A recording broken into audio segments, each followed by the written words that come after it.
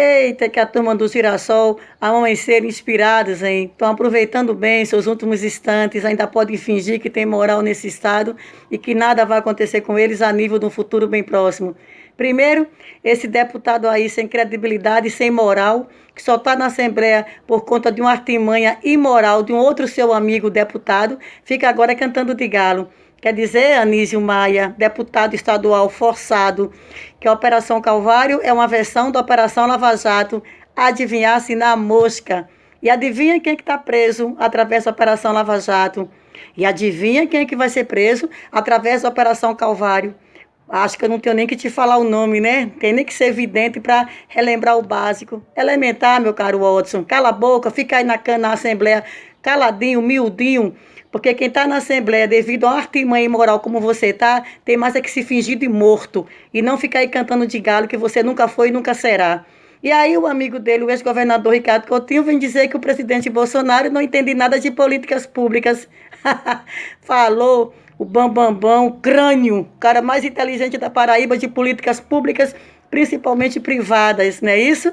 Não é à toa que saiu como ex-governador um dos mais ricos do Brasil. Tá aí 2 helicópteros que custaram somente uma bagatela de quase 200 milhões de reais, parados, sem servir para porra nenhuma, enquanto tem servidores da saúde com seus salários atrasados.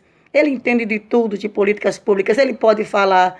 Vão aproveitando, Jardim Girassol, que a Operação Calvário vai jogar inseticida em cima de vocês todos. E aí, vamos ver quem é que ainda vai conseguir falar, sendo vaporizado pelas verdades dos fatos, que em breve toda a Paraíba vai a conhecer. E já está conhecendo. Sabe por quê?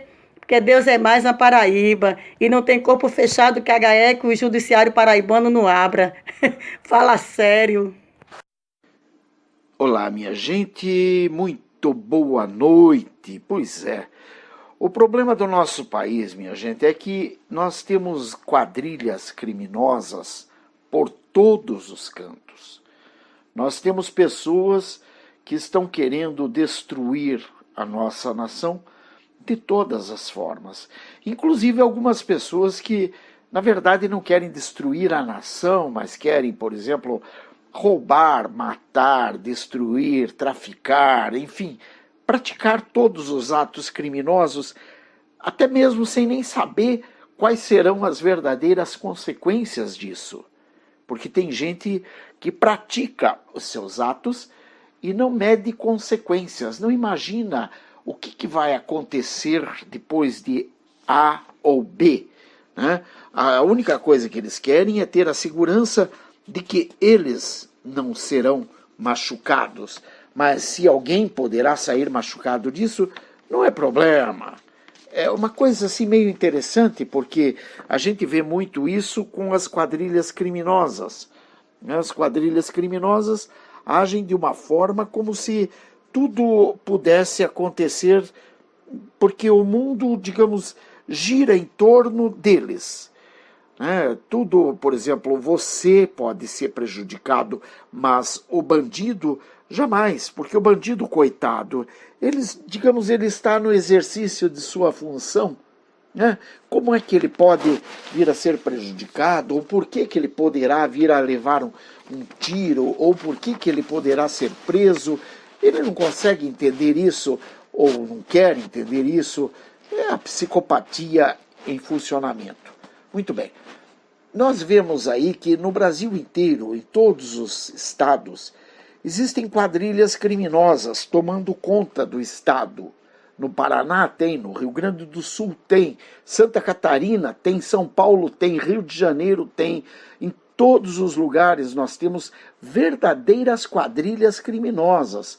Pessoas assim do colarinho branco, os altos figurões, pessoas às vezes investidas em funções de elevado poder em cargos como da alta magistratura ou mesmo de governo de estado, de prefeitura, ou de deputado, ou de vereador, enfim, e todos abraçados numa longa e tenebrosa quadrilha criminosa. Nós vemos isso e sabemos que não podemos fazer nada contra isso, nós, o povo brasileiro. Os únicos que podem fazer algo contra isso são aqueles dos mais altos escalões, que muitas vezes são até quem está mandando, né? Quer dizer, o STF, por exemplo, mas o STF, minha gente, ele está soltando o criminoso, ao contrário de mantê-los presos. Então você fica curiosamente, assim, digamos, jogado ao léu, porque você já não tem mais nem a quem recorrer, uma vez que o próprio STF está a serviço dessas, digamos, organizações criminosas, as quais ele teria, digamos, a obrigação de nos defender. Bem, ainda buscam a face do sol, antes que tenham que encontrá-la por trás das grades. Sabe, esses bandidos, eles ainda buscam a face do sol, né, nas praias, nos bons hotéis, antes que eles possam vir a ter que encontrar isso por trás das grades. Mas é claro que encontrar atrás das grades, imagine, como acabei de dizer, isso é uma coisa que jamais, não, sequer lhes passa pela cabeça. E quando muito, se porventura eles tiverem que ser presos, eles vão arrumar algum laranja que poderá ser preso em seus lugares e que eles possam continuar lutando. Bom, nós vimos no primeiro vídeo aí essa senhora falando do crime organizado lá no estado da Paraíba. E aqui eu quero dar mais umas pinceladas acerca disso. A Operação Calvário é sim um dos braços da grande e maravilhosa força-tarefa da Lava Jato. Justamente aquela que já colocou na cadeia pessoas como Odebrecht, Lula da Silva e inúmeros outros, especialmente alguns grandes delatores, não delatores porque queiram entregar os companheiros, não, apenas grandes porque sabem o suficiente para dar nome aos bois e ilustrar a linda cartilha que está sendo ilustrada. Todo o povo brasileiro fica muito feliz quando vê alguém do povo falando e mandando aquele abraço a todo delinquente que está em vias de vir a ver o sol nascer quadrado. Ricardo Coutinho? Bem, esse com certeza está com uma cela bem interessante à espera dele. Aliás, eu posso dizer ao Ricardo Coutinho que a torcida por sua queda é muito grande e que sua queda tende a ser das mais vertiginosas que ele jamais imaginou. Diz um ditado: quanto maior o coqueiro, maior é o tombo. E eu creio que é assim que eu vejo Ricardo Coutinho, como um grande coqueiro prestes a desabar. Essa senhora desse vídeo, que não conheço, mas que vejo que tem bastante conhecimento da área da política e que demonstra ter uma certa religiosidade, porque está com um terço nas suas mãos, me mostra que sim, Ricardo Coutinho, o povo está clamando, cada um a seu modo, a fim de que Deus os livre de suas garras, Ricardo Coutinho. Porque você é o câncer para muita gente na Paraíba. E como conheço muito bem o Deus de Abraão, de Isaac e de Jacó, tenho certeza absoluta que ele, o grande e eterno Deus, o todo-poderoso Deus, é o próprio que está desgostoso com tanto descaso e maracutaias promovidos por sua sombria pessoa, Ricardo Coutinho, ao sofrido povo da Paraíba, e que, portanto, Deus, está com a espada desembainhada para promover em tua vida um pouco do calvário a que você tem sujeitado e submetido esse povo maravilhoso que é o povo paraibano.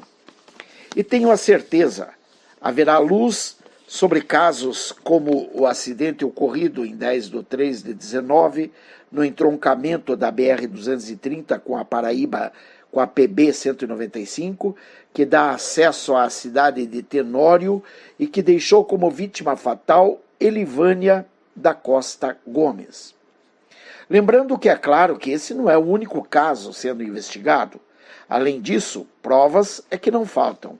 e Livânia Maria da Silva Farias, Elvis Rodrigues Farias, Leandro Nunes Azevedo, Anísio Maia, Ricardo Coutinho, Daniel Gomes, Michele Lousada Cardoso, Jaime Gomes da Silva, Roberto Calmon, Coriolano Coutinho, Haroldo Rivelino da Silva, Haller Renu da Silva, Gabriela Isabel da Silva Leite. Como se vê, o rosário é bastante longo e os nomes se sucedem e prometem luzes sobre coisas que teimam em não ficar na obscuridade. Temos a certeza absoluta que esse castelo de cartas montado na Paraíba se estende sobre outras unidades da federação e, portanto, temos por certo que muita coisa nova virá por aí. E por falar em Livânia Farias, lembro de ter lido a respeito dessa personagem e que ela teria voltado a depor. Parece que nesse depoimento de poucos dias atrás, nos primeiros dias de junho de 2019, ela teria revelado alguns detalhes escabrosos do esquema de corrupção que parece ela conhece muito bem. Segundo me consta, entraram detalhes do esquema na Cruz Vermelha e parece que algumas figuras bastante expressivas ficaram expostas. É claro que as coisas estão rolando em segredo de justiça e que Livânia teria feito seu depoimento junto ao Ministério Público e que o foco principal seria a Cruz Vermelha e algumas outras organizações sociais que têm atuação forte na Paraíba. Os cofres públicos paraibanos foram saqueados, mas consta que Livânia conhece bastante do esquema, com uma listinha bem interessante de empresários e servidores públicos que se locupletam ou se locupletaram nesse esquema.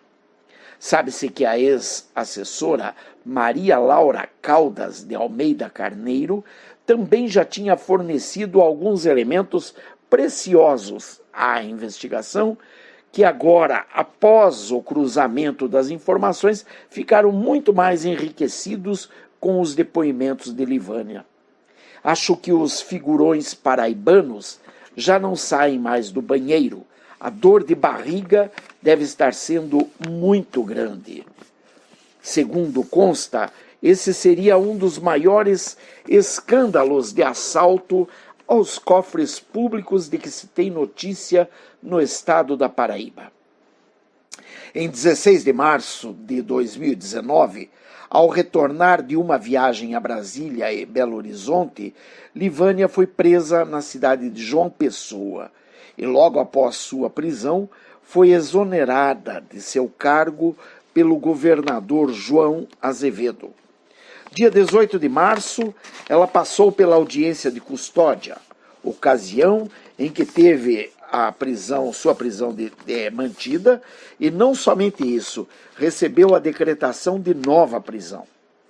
Depois de alguns depoimentos ao GAECO, no dia 23 de abril, Livânia foi liberada pela Justiça. Segundo consta, por um depoimento que durou mais de 6 horas, restou sabido que Livânia sabe muito acerca do funcionamento do esquema criminoso que vem operando no Estado. Ela corroborou também detalhes da delação do ex-assessor Leandro Nunes de Azevedo, no que tange ao pagamento de propinas, assunto no qual ela, Livânia, não poupou detalhes, relatando, por exemplo, que o sistema chegou ao Rio de Janeiro e isto comprovou-se inclusive pelo fato de que a força-tarefa da Operação Calvário havia flagrado Leandro em um hotel do Rio de Janeiro recebendo R$900 mil dentro de uma caixa de vinhos, das mãos de Michele Lousada Cardoso, que na época era a secretária particular de Daniel Gomes da Silva, que figura como sendo o cabeça dessa organização criminosa. Parece que desse esquema já está surgindo uma preciosa delação premiada. Estima-se que essa organização criminosa já tenha movimentado uma quantia superior a 1,1 bilhão desde julho de 2011, data em que o ex-governador Ricardo Coutinho fechou um contrato com a organização social em questão. Ou seja, minha gente, essas organizações criminosas, elas estão muito bem enfronhadas no Brasil inteiro. Elas estão causando, como diríamos no português meio banal, né? Porque, veja bem, eles são os donos do Brasil. Eles operaram livremente, eu digo assim, porque a partir de 2003, quando Lula chegou ao poder, ele levantou o crime a uma qualidade, quase que qualidade de pensamento. Ele quase que elevou isso a uma estrutura quase filosófica. Então, por exemplo, era raro você ver uma figura do alto escalão que não tivesse uma ficha corrida bastante extensa, inclusive frequentando o Planalto. Ou seja, então isso vem especialmente de 2003 para cá. Por que de 2003 para cá? Porque de 2003 para cá escancarou o que antes era mais discreto, ficou escancarado a partir de 2003. Eles já não tinham mais vergonha, eles já não tinham mais medo, eles já faziam o que queriam. Malas corriam pelas ruas com 500 mil reais dentro para ser levada a fulano, ciclano ou beltrano. Quando o cara era pego com dólar na cueca, vejam só, simplesmente depois o cara ainda era premiado com um cargo no alto escalão e ficava por isso mesmo. Quer dizer, não houve absolutamente nada para parar esse mecanismo criminoso que vinha tomando de assalto todas as esferas da nossa nação. Agora, com o advento de Bolsonaro, há uma possibilidade de que isso venha a cair, ou até mesmo a ser investigado, talvez até uma mudança de paradigma na nossa nação. O que está um pouco difícil, porque aqueles que estão tomando conta de tudo não querem essa mudança. Eu não estou dizendo para vocês que Bolsonaro seja a única pessoa mais correta deste país. Não, não é isso. Mas ele aparenta ser e aparenta ter interesse em realmente fazer algo novo, algo bom, algo para melhorar esta nação. Então nós temos sim que pelo menos tentar, já que chegou ele ao poder, já que Bolsonaro está no poder. Eu também quero, como muitos querem, a intervenção militar naquele molde tradicional, com tanques e canhões nas ruas. Só que tem um detalhe, parece-me, pelo que tenho observado, que esse não é o melhor momento para esse tipo de assalto, de atitude dos militares para com a nação. Tá? Então, por isso, os militares estão tomando uma certa cautela para agir. Porque, pelo visto, muita coisa ainda poderá vir a ser revelada antes de que seja necessária uma atitude desse nível. Por exemplo, a entrada dos militares dentro do STF, a prisão daqueles 11 e o consequente fechamento do STF. Parece-me, inclusive, que hoje, neste dia de hoje, 9 de junho, acho que é 9, 8 de junho, uma coisa assim que nós estamos, neste 9 de junho, já tem assim algumas pessoas dentro do próprio STF tomando algumas atitudes que não ousava tomar até ontem. Pessoas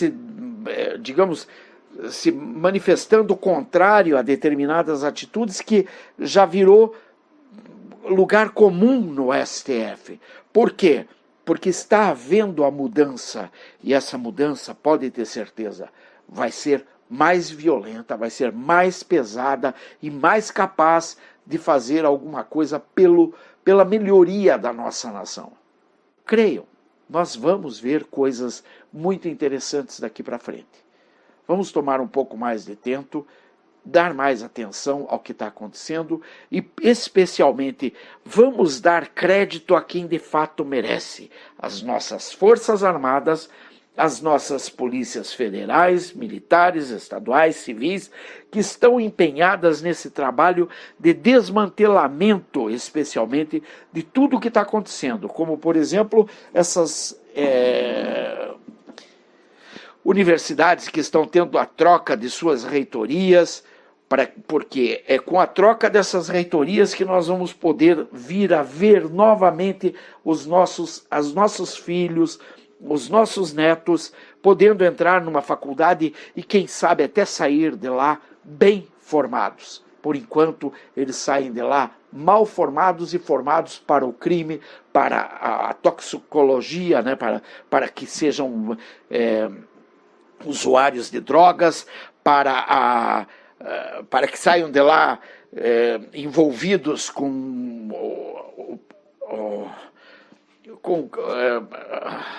a pornografia, enfim, com tudo aquilo que não presta, porque, na verdade, as nossas universidades estão quebradas, porque essa turma destruiu tudo no Brasil inteiro.